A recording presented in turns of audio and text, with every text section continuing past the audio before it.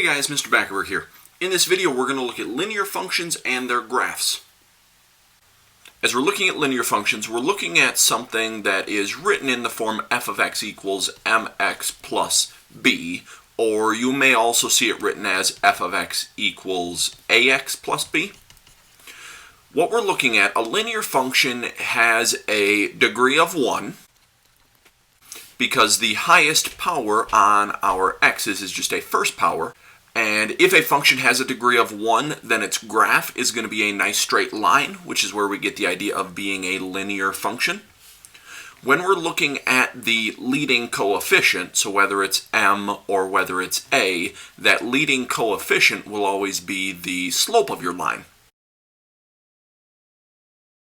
And then your b value on the end is the y-intercept of your line. So in this example, we're going to look at being given some information about a linear function, and what we're going to do is we're going to go ahead and write out its equation. So we've got f of negative 1 equals 2, and we also know that f of 3 equals negative 2.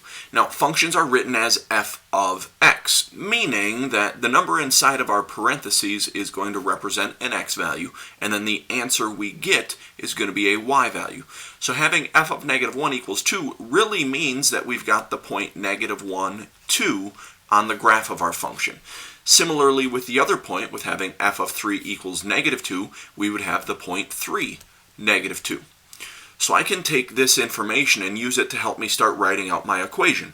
Now, when we're dealing with things that are linear, one of the things that we need is the slope. So I'm going to find the slope between these 2 points. So I'm going to use my slope formula, which says y2 minus y1 over x2 minus x1.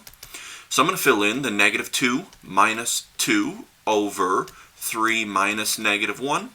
And I'm going to clean up that double negative on bottom. On top, if we take negative 2 minus 2, we get negative 4, and a bottom 3 plus 1 is positive 4. So we end up with a slope of negative 1. Now I'm going to take that slope, and I'm going to use one of my points, and I'm going to write out a point-slope equation, which, remember, is y minus y1 equals m times x minus x1.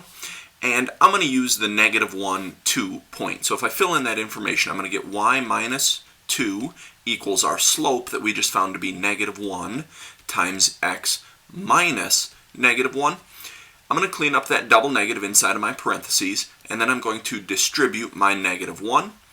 So I get y minus 2 equals, well, negative 1 times x is negative x, and negative 1 times 1 is minus 1.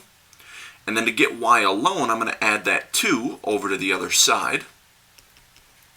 So I get the equation y equals negative x plus 1. But I want to write it out as a function, so instead of having y on the left-hand side, I'm going to replace that with my function notation. So f of x equals negative x plus 1.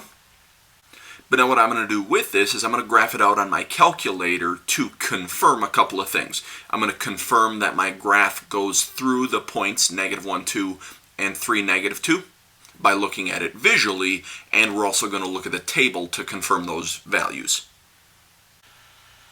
So I've got my function typed into my calculator. The first thing I'm going to do is look at the graph. And we're trying to approximate that our graph goes through the points negative 1, 2. So if I go left 1 space, it looks like it's crossing at negative 1, 2. But then I also want to confirm the point at 3, negative 2. So I go over 3 spaces, and it looks like we're at about negative 2. Now, when we're looking at a graph, we're just approximating. So a better way to get a view of those points is to look at the table. So if I go second graph, it'll pop up the table, and I can see that at negative 1, my graph is in fact at 2, and at 3, my graph is at negative 2. So we're confirming those ordered pairs for our function. That's going to be it for this video. Thanks for watching.